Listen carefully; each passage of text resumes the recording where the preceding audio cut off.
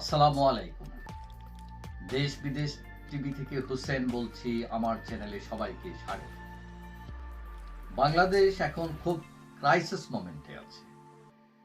হয়তো এই ক্রাইসিস খুব খাদ্যের দ্রব্যের ক্রাইসিস না, এই ক্রাইসিসটা হচ্ছে নিরাপত্তার, মানুষের উৎকণ্ঠার, কি হয় কি না হয়, এই যে মানুষের একটা অস্থিরতা মানুষের মধ্যে, এই হিসাবে এই সময়টা খুবই খারাপ।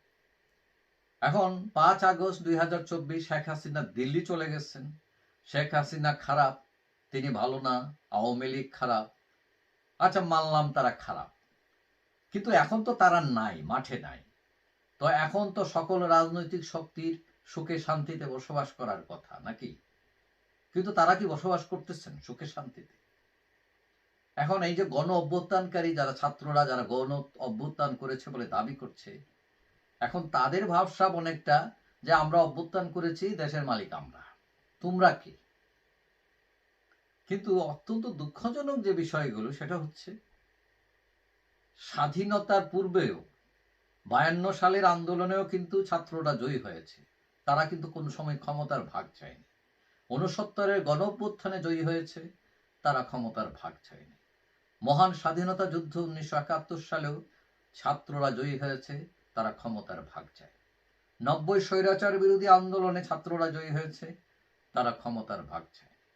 এই প্রথম ইতিহাসে যে একটি আন্দোলন করে ছাত্ররা ক্ষমতার ভাগ চেয়ে বসল, তারা লোভী হয়ে উঠল। এখন শোনা যাচ্ছে এই যে নাগরিকেরা এখন জামাতের সঙ্গে মিলে তারা পুরো ক্ষমতাটাই হাতিয়ে নিতে চাচ্ছে। তার মানে বিএনপি আউট, আওয়ামী লীগ তো নাই। এদিকে আওয়ামী লীগকে নিষিদ্ধর পরিকল্পনা সরকারের নেই বলায় এখন ইউনূসকেও তারা নিন্দায় নিন্দায় ভরিয়ে ফেলতেছে। এখন ইউনূস তাদের উস্তাদ হঠাৎ করে খারাপ হয়ে গেছেন তিনিও।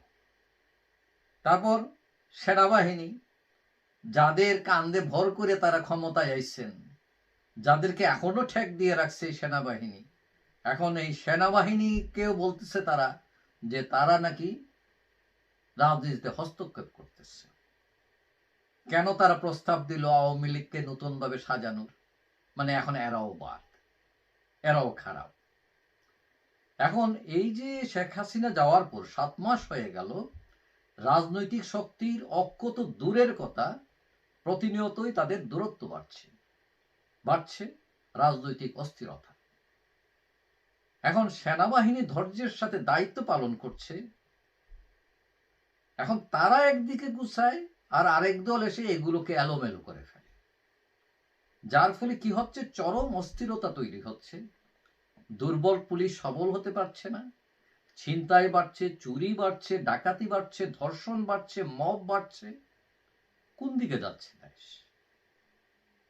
এখন নতুন আরেক ইস্যু হচ্ছে যে আওয়ামী লীগ নিষিদ্ধ, আওয়ামী লীগ নামতে পারবে না, আওয়ামী লীগ নামলে ফাড়ায় ফালামু, এই টাইপের একটা কিছু।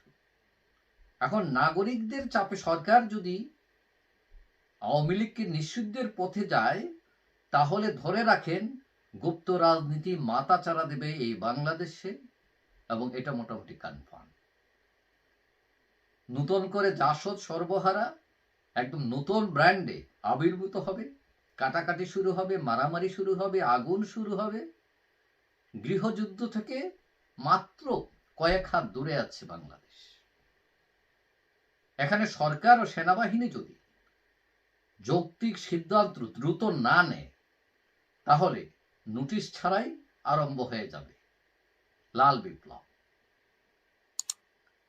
এখন যারা ফেসবুকে লাল বিপ্লবের ছবি দিতেছেন, তাদের সেই লাল টিপ কালো হয়ে যেতে পারে।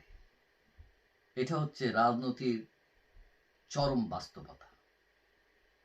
যাই হোক, আমরা চাই না লাল কালো হয়ে যাক।